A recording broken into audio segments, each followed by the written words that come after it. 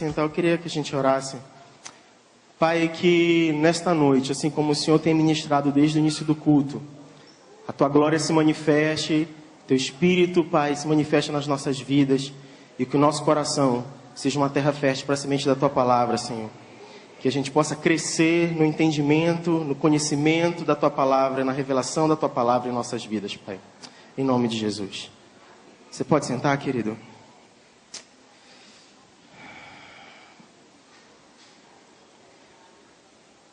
A gente vai estar compartilhando algo da palavra sobre um princípio um dos tantos princípios que eu creio que são fundamentais do Evangelho, do ensino da palavra de Deus para as nossas vidas, para a nossa caminhada cristã. Eu não sei quantos estão aqui já se fizeram uma pergunta, se teria condições. A gente está no momento do Tadel, né? Então a gente está falando daquele momento dos líderes, pessoas que se dedicam às células, que envolvem no discipulado, treinamento e aperfeiçoamento da nossa liderança. E eu não sei quantos que estão sentados aqui já se fizeram o seguinte questionamento: será que eu possuo condições? Será que eu tenho condições de liderar uma célula? Não sei se isso já foi um questionamento seu. Ou será que eu tenho condições de contribuir no trabalho, em algum segmento da igreja? E se eu for um discipulador, será que eu tenho condições? Será que eu tenho um perfil de discipulador? Provavelmente quem já fez esse tipo de questionamento deve ter estabelecido um parâmetro, porque é isso que a gente geralmente faz. Quando a gente diz que nós não temos o perfil para alguma coisa, ou que nós não temos as características adequadas para desempenhar uma determinada tarefa, a gente diz isso com base em algo que nós temos como parâmetro, né? Então, provavelmente, assim, não sei, eu gostaria de ter a fé e a coragem do apóstolo Monteiro, por exemplo, ou gostaria de ter a intrepidez que o pastor Marcelo tem, ou a voz bonita que o pastor Delson tem, ou a habilidade musical que o pastor Jair e os demais ministros de louvor têm. Geralmente, quando a gente fala a respeito disso, se a gente tem condições ou tem algum perfil, a gente estabelece um parâmetro para as nossas vidas. E quando a gente não encara esse parâmetro como algo que se adequa, como nós não conseguimos nos adequar a isso, a gente geralmente diz: então isso não é para mim. Isso não é para mim, eu não tenho perfil e não tenho habilidade para isso. E é essa postura que muitas vezes nós temos quando nós somos desafiados, principalmente a assumir uma responsabilidade que naturalmente nós não assumiríamos. Esse tipo de situação, ele acaba definindo quem nós somos no corpo de Cristo, né? Então a gente vai encontrar aquelas pessoas que são mais proativas, aquelas pessoas que gostam de estar na frente das coisas, gostam de liderar, gostam de encabeçar. E essas pessoas, quando ouvem essas palavras, olha, você pode ser um líder, você pode abrir sua célula, geralmente essas pessoas se sentem muito motivadas e elas não veem a hora disso acontecer. Mas a gente também tem no nosso meio aquelas pessoas mais tímidas, mas que também têm um coração na obra. E que por vezes ouvindo isso assim, olha, eu não tenho coragem de ir até alguém e dizer que eu quero fazer isso, ou eu não me vejo em condições de fazer, mas se alguém me convidar, vier até mim me chamar, eu vou e faço. Mas a gente também tem aquelas outras pessoas que procuram evitar. Quando o pastor está vindo no corredor, ele dobra no outro corredor, né? Quando o irmão que é líder de um ministério ou de alguma coisa da igreja está passando, ele entra no banheiro. Ele quer evitar esse confronto, ele quer evitar essa situação de ter que olhar nos olhos de alguém que está lhe convidando para algo e ele ter que dizer, olha, mas eu não me vejo fazendo isso. Eu não me vejo liderando, eu não me vejo envolvido com isso. E a respeito desse aspecto que eu gostaria de estar compartilhando com vocês algo que o Senhor trouxe ao meu coração, a respeito de como nós lidamos com o nosso pensamento a respeito disso, como nós nos vemos a respeito disso. E a palavra nos ensina algo muito profundo a respeito dessa situação. Eu não sei se você sabe, mas basicamente as nossas atitudes, elas antecedem duas outras ações. Uma ação que envolve o nosso pensamento, nosso cérebro, a nossa mente, e uma outra situação que envolve o nosso coração, que são os nossos sentimentos e as nossas motivações. Então, antes de nós fazermos alguma coisa, termos alguma atitude, nós somos precedidos dessas duas ações, de uma ação de pensamento e de uma ação de sentimento. E é interessante refletir a respeito disso, porque lá em João, eu gostaria que você abrisse a sua Bíblia, João 13, nós vamos ver um exemplo claro disso, quando Jesus passa por essa experiência junto com os seus discípulos. João 13, nós vamos ler do verso 1 ao verso 9. Amém? João 13, do verso 1 ao verso 9. Ora, antes da festa da Páscoa, sabendo Jesus que já era chegada a sua hora de passar deste mundo para o Pai, como havia amado os seus que estavam no mundo, amou-os até o fim. E acabada a ceia, tendo já o diabo postado no coração de Judas Iscariotes, filho de Simão, que o traísse, Jesus, sabendo que o Pai tinha depositado nas suas mãos todas as coisas, e que havia saído de Deus, e que ia para Deus, levantou-se da ceia, tirou as vestes, e tomando uma toalha, cingiu-se.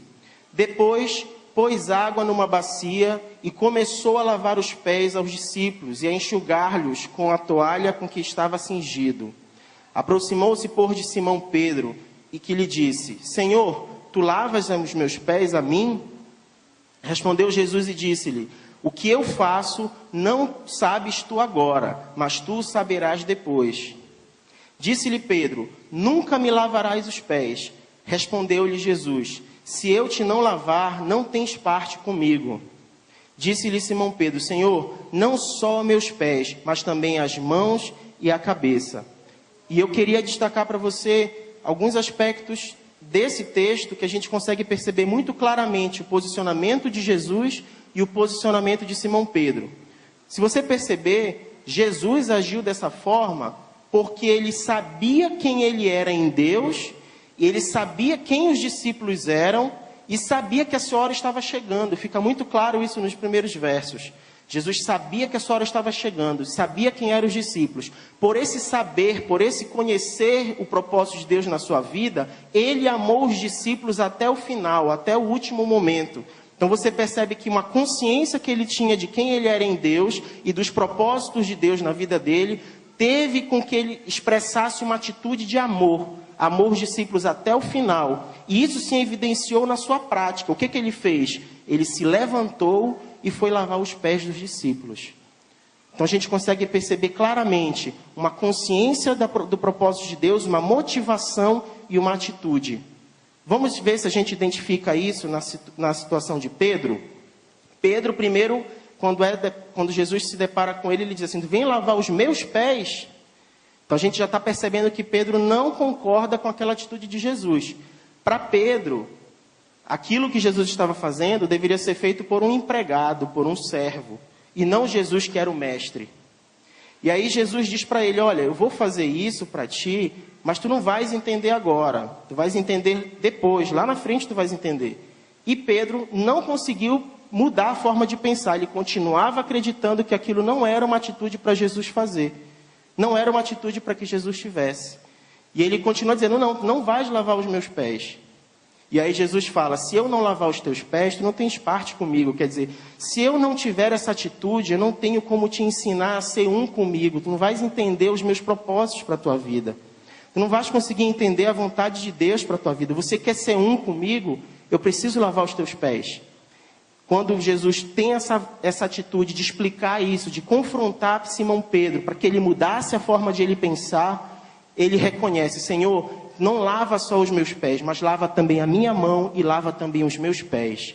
Simão Pedro estava expressando naquele momento: Senhor, as minhas atitudes, as minhas mãos, as minhas obras, elas precisam ser transformadas e mudadas pelo Senhor. E não só isso, Senhor, mas também o meu coração, as minhas motivações. Da mesma forma como o Senhor me fez entender que eu precisava mudar os meus conceitos, mudar os meus valores, muda também as minhas atitudes, muda também o meu coração.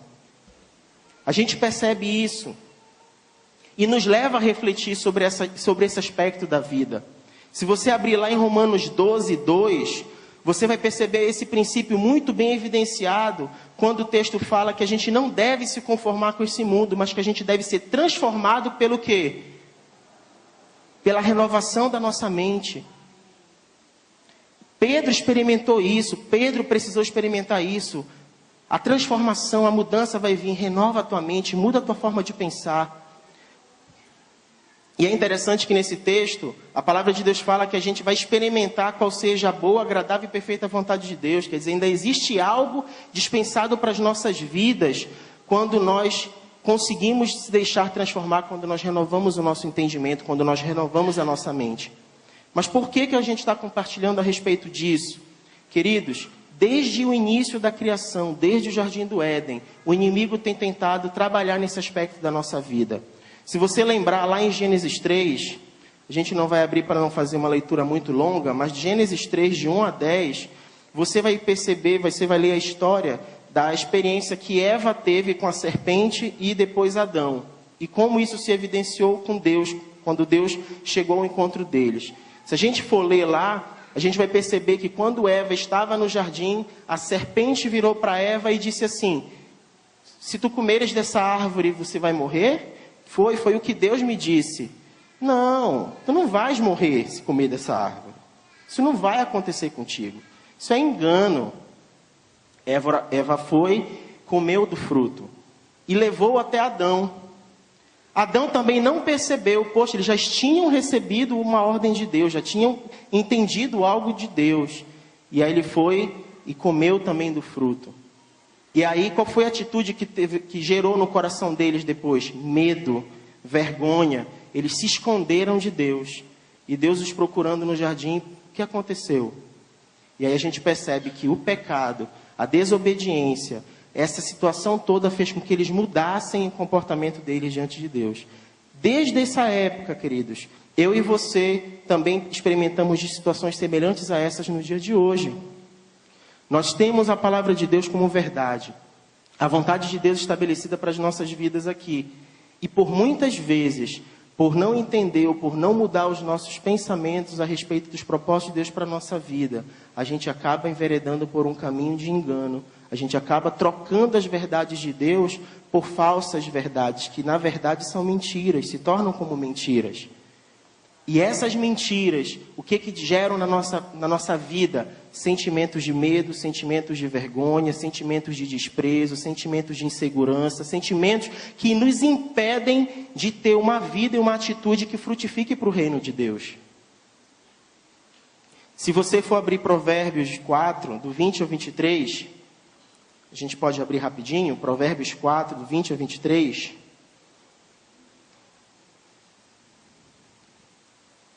O texto fala o seguinte, amém? Provérbios 4, do 20 ao 23. Filho meu, atenta para as minhas palavras, inclina o teu ouvido às minhas instruções, não se apartem elas diante dos teus olhos, guarda dentro do teu coração, porque são vida para os que encontram e saúde para todo o corpo. Guarda com toda diligência o teu coração, porque dele procedem as fontes de vida. É muito claro também, querido, a gente perceber aqui nesse texto que as palavras do Senhor, elas precisam estar guardadas no nosso coração, elas precisam estar entranhadas na nossa vida. Que se a gente guardar e zelar por isso, todo o nosso corpo, todo o nosso caminhar vai frutificar diante da verdade do Senhor. A gente percebe nesse texto mais uma vez esse movimento onde é muito importante eu entender e ter consciência do que o Senhor tem como verdade estabelecida para a minha vida. Eu não sei no que você tem acreditado até hoje. Talvez essa palavra, talvez essa meditação que a gente está tendo, nos leve à reflexão de que até hoje a gente tem acreditado em coisas que lançaram sobre as nossas vidas, de que a gente não era capaz, de que a gente não podia fazer, de que a gente não sabia fazer, de que ser líder não é coisa de quem é tímido, não é de quem tem vergonha para fazer, que falar da palavra ou ensinar a palavra não é coisa para pessoas que não têm instrução, ou que não sabem ler, ou que não sabem escrever. Eu não sei de que forma algumas palavras, assim como a da serpente para Eva, de alguma forma atingiram o teu coração, a tua vida, e em vez de te levar para próximo de Deus, tem te feito se esconder, ter uma atitude de se retrair. Eu não sei, cada um aqui tem uma história de vida diferente, mas eu queria te dizer com muito carinho, querido, Deus tem verdades a teu respeito e Ele precisa e quer que você conheça dessas verdades. Ele pensa algo a teu respeito e Ele gostaria muito que você soubesse o que Ele pensa a teu respeito. Eu não sei se você, às vezes, se sente pressionado quando alguém chega aqui na frente e diz assim, quem já abriu sua célula? Quem já é discípulo de alguém? Quem já é discipulador? E aí você se sinta talvez acanhado, talvez se sinta assim, poxa, eu não tenho, estão me pressionando, estão me obrigando a fazer isso. Eu queria que você entendesse que isso é uma atitude de muito carinho que a nossa liderança tem com a igreja e com a nossa vida. Porque entende o propósito da palavra de Deus, um propósito que é de crescimento, de a gente realmente evidenciar quem o Senhor é e o que Ele representa na nossa vida. E para que a gente tenha uma atitude dessa, uma atitude de entender os propósitos de Deus, queridos, a gente precisa renunciar a alguns conceitos e alguns valores. A gente precisa renunciar à carne, algumas vontades que a gente tem da carne. Lá em Gálatas 5, 13, 16 e 17, fala o seguinte: porque vós, irmãos, fostes chamados à liberdade, mas não useis da liberdade para dar ocasião à carne. Antes, pelo amor, servi-vos uns aos outros. Digo, porém, andai pelo Espírito, e não haveis de cumprir a cobiça da carne, porque a carne luta contra o Espírito, e o Espírito contra a carne, e estes se opõem um ao outro, para que não façais o que quereis. Chegou a hora, queridos, de nós entendermos que é o Espírito Santo de Deus agindo na nossa vida, revelando para nós as verdades do reino do Senhor, que vai gerar no nosso coração toda uma motivação e um sentimento que nos encorajem a romper com os nossos limites, a romper com as nossas limitações, para que a graça do Senhor seja derramada sobre a nossa vida e a gente venha ter uma atitude que evidencie quem o Senhor é na nossa vida. Não é possível a gente acreditar num Deus que só pode me transformar e só pode me abençoar em algumas áreas da minha vida e que não pode evidenciar o poder dele em outras áreas da nossa vida. O Senhor nos fez para sermos cheios do Espírito dele. O Senhor nos fez como habitação dele. O Senhor nos fez como morada dele, para que as verdades do reino dele fossem verdades na nossa vida e nos impulsionassem a frutificar, a dar frutos, a anunciar essas verdades a todo aquele que precisa ouvir, porque esse Deus que é capaz de transformar a minha e a tua vida, é capaz de transformar a vida daquele que precisa. E é em cima disso que eu quero ler com vocês para terminar um texto de 1 Coríntios 12, e eu queria que você já ficasse em pé. 1 Coríntios 12, nós vamos ler do verso 1 ao verso 13.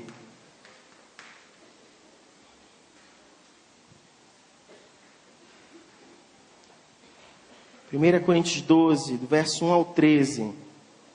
Acerca dos dons espirituais, não quero, irmãos, que sejais ignorantes.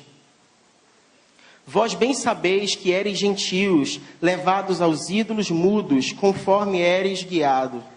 Portanto, vos quero fazer compreender que ninguém que fala pelo Espírito de Deus diz, Jesus é anátema. E ninguém pode dizer que Jesus é o Senhor, senão pelo Espírito Santo. Ora, há diversidade de dons, mas o Espírito é o mesmo. E se há diversidade de ministérios, mas o Senhor é o mesmo. E há diversidade de operações, mas é o mesmo Deus que opera tudo em todos. Mas a manifestação do Espírito é dada a cada um para que for útil. Porque a um, pelo Espírito, é dada a palavra da sabedoria, e a outro, pelo mesmo Espírito, a palavra da ciência. E a outro, pelo mesmo Espírito, a fé, e a outro, pelo mesmo Espírito, os dons de cura. E a outro, a operação de maravilhas, e a outro, a profecia, e a outro, o dom de discernir os espíritos, e a outro, a variedade de línguas, e a outro, a interpretação das línguas. Mas é um só, o mesmo Espírito que opera todas essas coisas, repartindo particularmente a cada um como quer. Porque assim como o corpo é um e tem muitos membros, e todos os membros, sendo muitos, são um só corpo, assim é Cristo também. Pois todos nós fomos batizados em um Espírito, formando um corpo, quer judeus, quer gregos, quer servos, quer livres, e todos temos bebido de um Espírito. E é essa palavra que eu queria encorajar o teu coração nessa noite, dizendo que nós temos habilidades das mais diversas, nós temos talentos os mais diversos, e Deus tem uma variedade de formas de se manifestar na sua vida. Você não precisa ser igual a alguém que você gostaria de ser, mas você pode ser igual àquilo que Deus quer que você seja.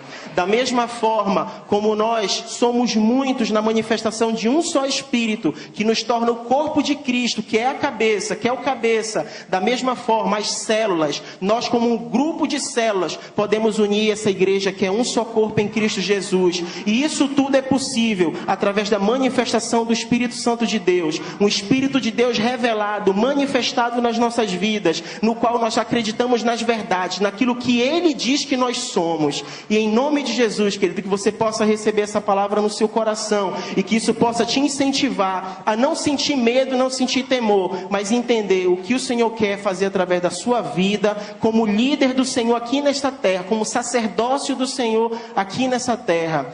É isso, queridos, que Deus te abençoe em nome de Jesus.